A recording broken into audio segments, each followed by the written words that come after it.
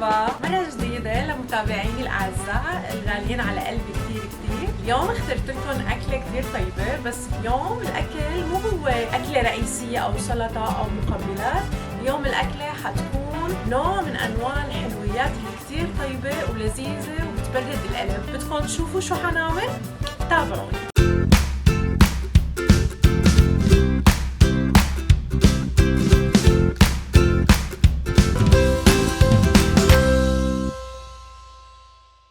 أكلتنا المواد الأساسية فيها هي البرتقان. وقشر البرتقان رح نعمل اليوم بالوزة، والبالوزة مكونات كتير قليلة موجودة بكل بيت، اللي هي عصير برتقان أو عصير برتقال، سكر، نشا وبشر ليمون بشر برتقان. يلا لنعملها سوا أحلى وألذ وأسهل طريقة.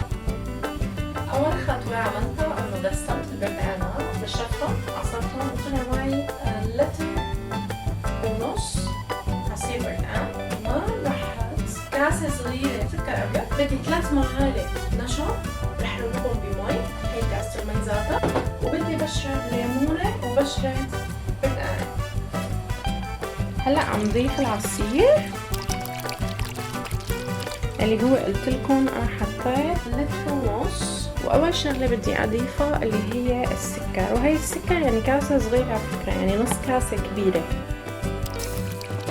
وما حكتر كتير، وانا نوعي ما كتير بكتر للحلويات بسكر حتى يبقى الطعم الاساسي تبع الفواكه موجود وظاهر وفريش.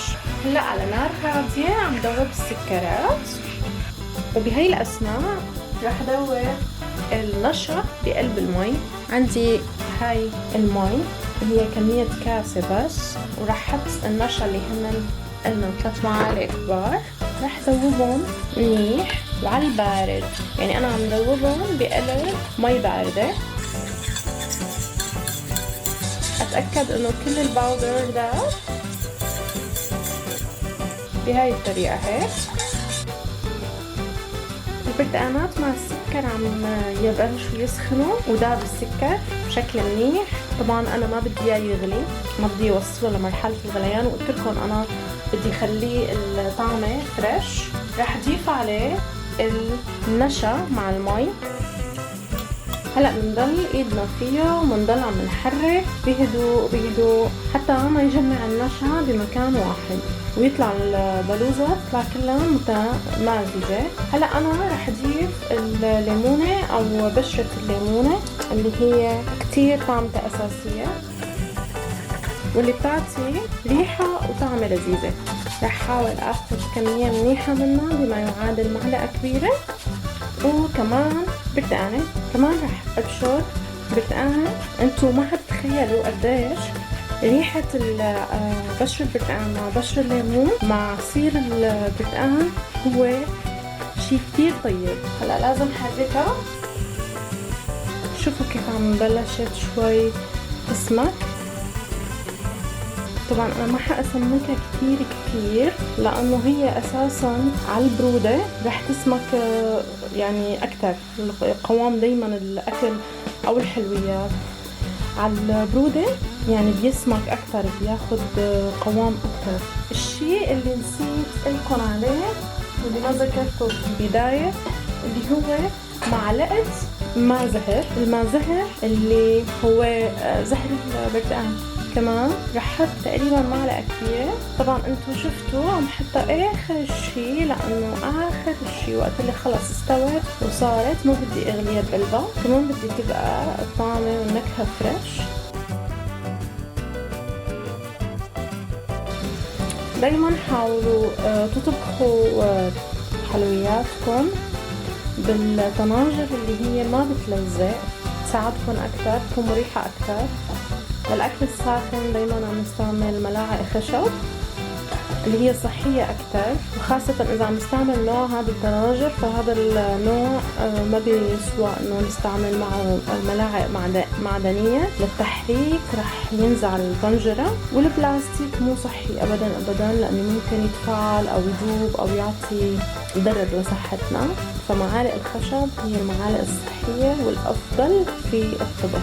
هون عم لاقي عجوة رح اخدها، بذرة برتقان طلعت هاي اخذها بلشت تشد كتير، صار قوامها منيح.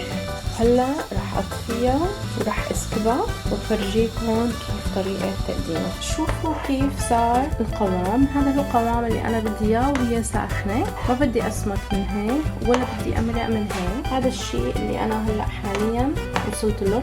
رح اسكبها بطبق وبردها، ولازم تبرد بالبراد منيح، وبعدين رح نحط لها الجارنش الفواكه على وشها. هلا رح جرب اسكب البالوزة. انا عندي هذا الصحن، تحبوا تحطوه بصحون صغيرة كمان بيصير، وكتير منطقي انكم تحطوه باطباق صغيرة او زبادي صغيرة، بس انا رح اعمله اليوم بهذا الطبق. بينما شوي تبرد، انا ما رح احطها فورا بالبراد، ما بيصير احطها رأسا بالبراد، بس رح اخليها تخفف حرارتها شوي شوي. رح احضر الجارنش تبعها اللي هي انا عندي هاي الاورنج اللي هي مغسولة.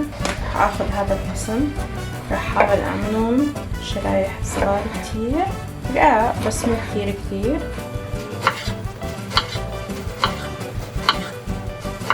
بالإضافة أنا رح استعمل هذا الشيء الفواكه اللي هي البلو بيري، رح استخدم كمان البلاك بيري اللي هو هاد، تمام، ورح استخدم الروز بيري. هدول اللي رح زين فيهم طبقي اليوم. هلا رح استنى بس شوي لحتى يبرد البالوزة ورح نزينهم سوا مع بعض. وصلنا لأحلى مرحلة اللي هي أنا بحبها كثير، هي مرحلة تزيين الطبق أو طريقة التقديم. أنا اليوم رح أقدمه بطريقة كتير مهضومة. رح استعمل كتير فواكه، في عندي الخوخ الأحمر، في عندي العنب قطعته صوص، في عندي التوت الأسود، عندي التوت الأحمر، عندي البلو بيري اللي هو هذا البوز. رح أفرجيكم كيف شكلها تكون، هيك بكون قلبها. وعندي السلايسز تبعون الأورانج اللي قطعناهم بالأول بالبداية، قطعتهم هيك. وهلا رح أبدأ أزين، وطبعا لازم أحط برتقان. دايما التزيين بيكون من روح الأكلة، لأنه أنا بشوف إنه مثلا شو هي أكلتنا؟ برتقان، لازم نحط برتقان. بأكلتنا بقلبها رمان ما نحط رمان، بس لازم يكون أكيد المكون الأساسي يكون موجود. أنا رح أزين بس كورنر واحد، ما رح أزينها كلها، رح أحاول رتبهم بهذا الشكل هيك. العين كمان بتاكل، ولازم نهتم بهذا الموضوع. انا رح احط كمان من هدول التوتات مشكلين، شي مقطع وشي كمان صحيح هيك بهالشكل. عندي اياهم التوتات شوي كبار، دايما بحب اهتم بهاي النقطة. رح احط كمان من هدول المقطعين هون هيك بهذا الشكل. رح احط شوي عنب، معلش الوحدة إلى ذوقها، تفنني بالطريقة اللي انتي بتحبيها أو اللي انت بتحبها. لازم دايما نهتم بهاي التفاصيل. رح أضيف شوي بلو بيري هيك. البلاك بيري اللي هو التوت الأسود كتير كبير عندي اياه، فرح كمان أقطعهم، ما ححطهم بحالهم.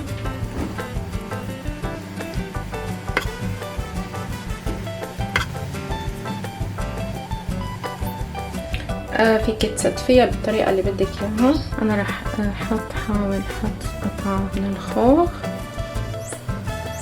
هيك، هاي الطريقة الحلوة.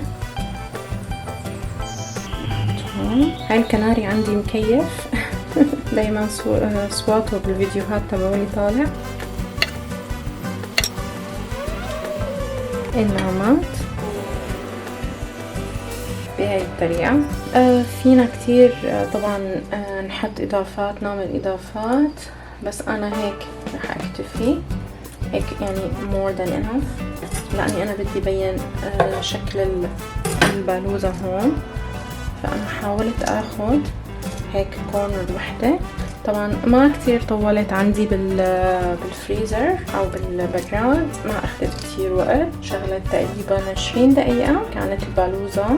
جاهزة للتزيين والتقديم. أنا قاصدة إنه زين طرف وطرف لحتى يبين هذا الطرف هيك. رح أحط رشة رمانات هون بيعطوا كمان هيك جو حلو. وهيك صار طبقي جاهز. هاي أحلى ضيافة ممكن تتقدم.